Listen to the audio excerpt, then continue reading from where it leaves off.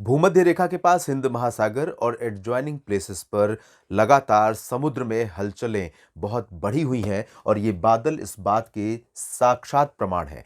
ये तो रही बात सेंट्रल रीजन की, भूमध्य रेखा के काफ़ी ऊपर जहाँ पर भारत है और एडजॉइनिंग साउथ ईस्ट एशिया का रीजन है। लेकिन जब हम इसके नीचे की तरफ चलेंगे तो यहाँ पर आप देखिए किस तरह से क्लाउडिंग और किस तरह से एक्टिव वेदर कंडीशन है। ये ट्रॉपिकल स्टॉर्म है, ट्रॉपिकल साइक्लोन है, कैटेगरी 3 का डैरियन, जिसके बारे में कल आपने अपडेट देखा होगा। और ये हिंद महासागर में बना हुआ है, भारत की सीध में दक्षिण में। और इसके अलावा ऑस्ट्रेलिया पर एक ट्रॉपिकल स्टॉर्म यहाँ पर बना हुआ है और इसका नाम है एली। और ये सारे सिस्टम, इसके साथ साथ बंगाल की खाड़ी पर जो सिस्टम बना हुआ था लो प्रेशर एरिया, वो अब डिप्रेशन बन गया है और काफ़ी धीमी गति से भारत के तटों की तरफ मूव कर रहा है। तो ये सारी एक्टिविटीज़ यहाँ पर समुद्री क्षेत्रों में हो रही हैं और उनका इम्पैक्ट आसपास के रीजन्स पर पड़ता है। लेकिन भारत के ऊपर बहुत ज़्यादा इम्पैक्ट इन सभी सिस्टमों का अभी फ़िलहाल नहीं पड़ रहा है। लेकिन क्लाउडिंग अगर देखें तो क्लाउडिंग कुछ इलाकों में, यहाँ पर भारत के तटीय इलाकों में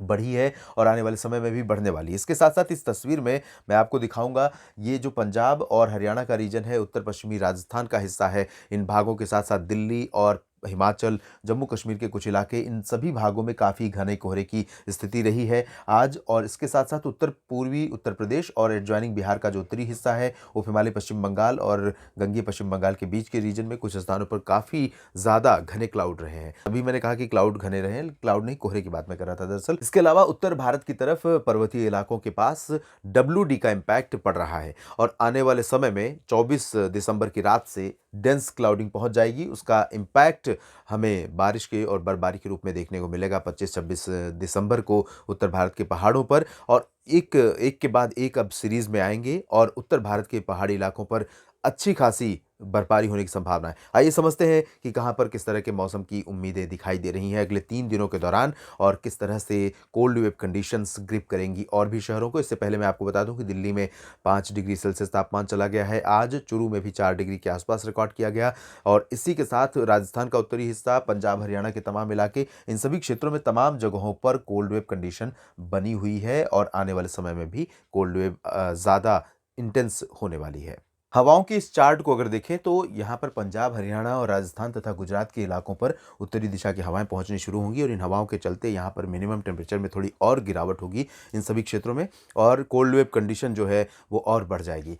साथ ही उत्तर प्रदेश के तमाम इलाकों पर और बिहार, झारखंड, पश्चिम बंगाल, इन भागों पर हवाएं भले ही पश्चिमी दिशा की सीधी नहीं चल रही हैं, लेकिन थोड़ा मॉइस्चर यहाँ पर पहुँच रहा है। इसके चलते जो उत्तर प्रदेश का उत्तरी हिस्सा है, नेपाल से सटा हुआ, इन भागों में कुछ स्थानों पर कोहरा घना होने की संभावना है। आज उत्तर पूर्वी जिलों में था, उत्तर प्रदेश में और एडजॉइनिंग बिहार में, यानी कि किशनगंज, पूर्णिया, अररिया, सुपौल से लेकर कुशीनगर, देवरिया और बहराइच के बीच में ये जो तराई वाला रीजन है, इन भागों में कई जगहों पर काफ़ी घना कोहरा छाया रहा।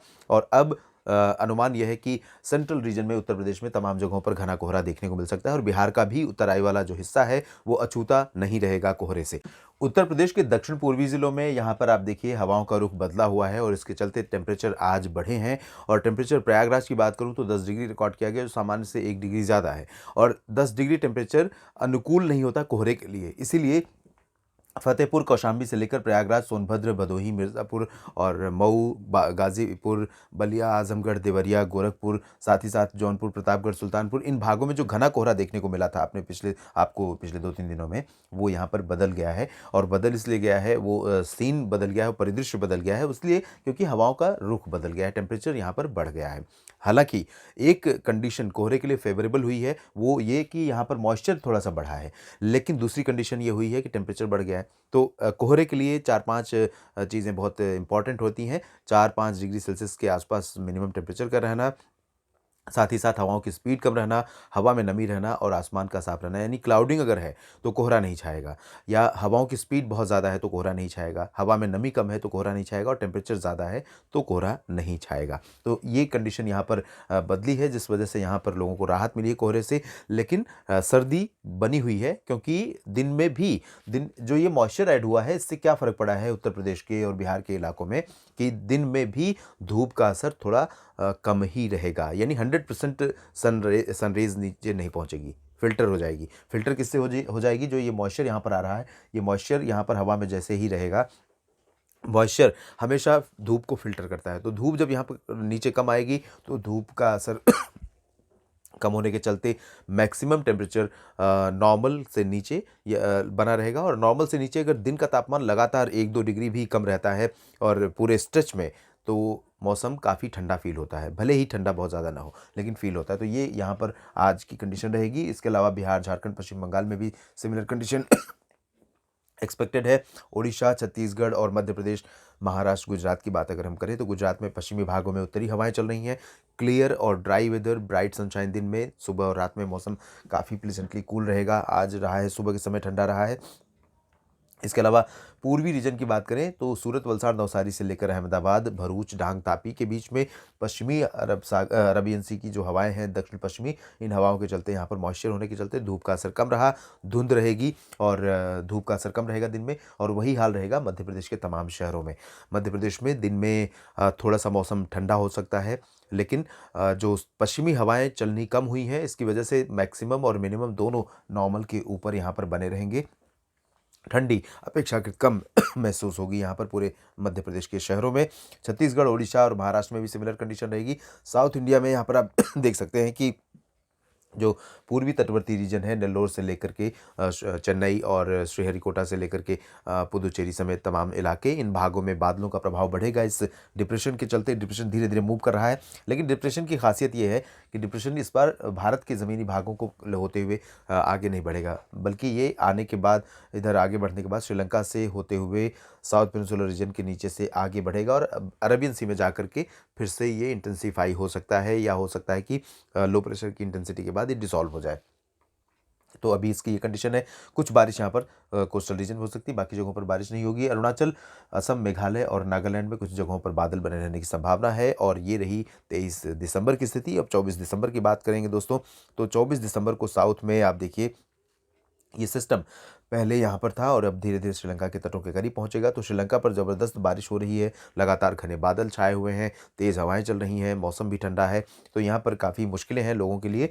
और धीरे धीरे सिस्टम यहाँ से होते हुए अरबियन सी में पहुँचेगा और भारत के तटीय इलाकों पर बहुत ज़्यादा इम्पैक्ट नहीं डालेगा, लेकिन तटीय इलाकों पर कुछ जगहों पर तेज़ हवाएं चलने और हल्की से मध्यम बौछारें गिरने की संभावना रहेगी, इंक्लूडिंग चेन्नई, नेल्लोर, पंबन, प्रकाशम और साथ ही साथ तंजावुर, कडलूर। इंटीरियर पोर्शन में केरल और कर्नाटक के साउदर्न पोर्शन में, आंध्र प्रदेश के रायलसीमा में कुछ स्थानों पर लाइट रेन हो सकती है, बहुत ज़्यादा चांसेस नहीं है। उत्तरी आंतरिक कर्नाटक और तेलंगाना, उत्तरी तटीय आंध्र प्रदेश में फिलहाल थोड़े बहुत बादल दिखाई दे सकते हैं, लेकिन बारिश की संभावनाएं बहुत रेयर हैं। महाराष्ट्र की बात करें, तो यहाँ पर महाराष्ट्र में बंगाल की खाड़ी और अरब सागर दोनों का कंट्रीब्यूशन रहेगा हवाओं में। तो विदर्भ से लेकर मराठवाड़ा, मध्य महाराष्ट्र, कोंकण, गोवा सभी जगहों पर मिनिमम नॉर्मल से ऊपर रहेंगे, यानी सुबह और रात के तापमान सामान्य से ऊपर रहेंगे। मौसम अपेक्षाकृत उतना ठंडा नहीं रहेगा, लेकिन दिन के तापमान नॉर्मल या नॉर्मल से थोड़े नीचे रहेंगे, तो दिन में थोड़ी सी ठंडक महसूस हो सकती है। कंपेरेटिवली बहुत ज़्यादा ठंडक नहीं होगी। अभी भी कई शहर ऐसे हैं महाराष्ट्र में जहाँ पर तकरीबन 30 डिग्री या उससे भी ऊपर तापमान रिकॉर्ड किया जा रहा है, तो ऐसे में मौसम ठंडा भला कैसे हो सकता है। मध्य प्रदेश और छत्तीसगढ़, ओडिशा में भी सिमिलर कंडीशन की एक्सपेक्टेशन है। गुजरात के उत्तरी और पश्चिमी इलाकों में तमाम जगहों पर उत्तरी हवाओं का असर बढ़ने से टेम्परेचर गिरेगा। उधर बिहार, झारखंड, पश्चिम बंगाल, ओडिशा और उत्तर प्रदेश, इन सभी क्षेत्रों में हवाओं की दिशा पश्चिमी नहीं होने से लगातार यहाँ पर कोहरा छाता रहेगा। उन इलाकों में जहाँ पर टेम्परेचर 5-6 डिग्री, 7 डिग्री के आसपास रिकॉर्ड किए जाएंगे, बाकी जगहों पर बहुत ज़्यादा घना कोहरा नहीं होगा। और कोल्ड वेव कंडीशन से थोड़ी सी राहत उत्तर प्रदेश के पूर्वी भागों को मिली हुई है। बिहार, झारखंड, पश्चिम बंगाल को भी मिली रहेगी राहत अभी। और यहाँ पर अरुणाचल में कई जगहों पर बारिश होने की संभावना दिखाई दे रही है। जम्मू कश्मीर और हिमाचल तथा उत्तराखंड के क्षेत्रों में फिलहाल इंतज़ार WD का बना हुआ है और यहाँ पर कल से चेंजेस 25 दिसंबर से चेंजेस आपको दिखाई देंगे वेदर में। पंजाब, हरियाणा, दिल्ली, राजस्थान, इन भागों में उत्तरी हवाओं के चलते काफ़ी ठंडा मौसम होगा। कोहरा भी सुबह के समय रहेगा, लेकिन बहुत घना नहीं होगा और कुछ समय के लिए ही रहेगा। जल्दी ही कोहरा धीरे धीरे छटने लगेगा, यानी जैसे ही धूप निकलनी शुरू होगी, ये पश्चिमी हवाएं चलनी शुरू होंगी, उत्तरी हवाएं, और ये कोहरा छटने लगेगा। उसके बाद बात कर लेते हैं हम 25 दिसंबर की। 25 दिसंबर को आप देखिए जम्मू कश्मीर, हिमाचल और उत्तराखंड के उत्तरी इलाकों में, लद्दाख तथा गिलगित बाल्टिस्तान, मुजफ्फराबाद के तमाम जगहों पर हायर रीचेस पर स्नोफॉल, लोअर रीचेस पर बारिश की संभावना दिखाई दे रही है। लंबे इंतजार के बाद ये बारिश होने वाली है और धीरे-धीरे बारिश की गतिविधियां आने वाले समय में बढ़ने वाली हैं। दिसंबर एंड होने से पहले कई जगहों पर काफ़ी ठीक-ठाक बारिश यहाँ पर हो सकती है। पंजाब, राजस्थान के पश्चिमी हिस्सों और गुजरात के तमाम जगहों पर उत्तरी हवाओं का असर रहने से तापमान सामान्य से नीचे रहेंगे। दिल्ली में कोहरा सुबह के समय थोड़ा टिकेगा, लेकिन जैसे ही धूप या पश्चिमी हवाओं का असर बढ़ेगा, कोहरा साफ हो जाएगा। ज़्यादा देर कोहरा यहाँ नहीं रहेगा।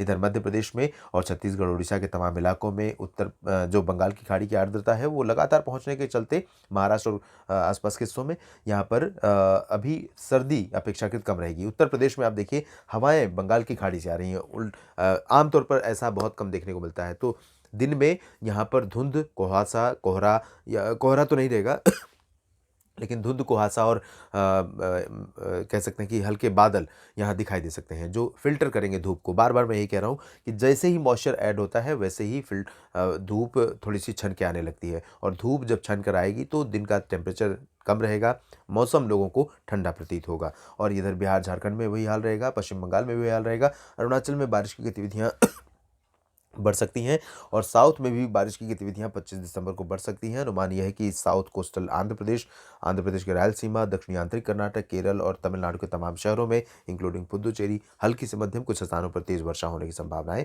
बन सकती हैं। फिलहाल ये कंडीशन अगले 3 दिन के लिए रहेगी। बाकी क्या कुछ बदलेगा, मेरी नज़र बनी रहेगी, आपको अपडेट भी करूंगा। धन्यवाद।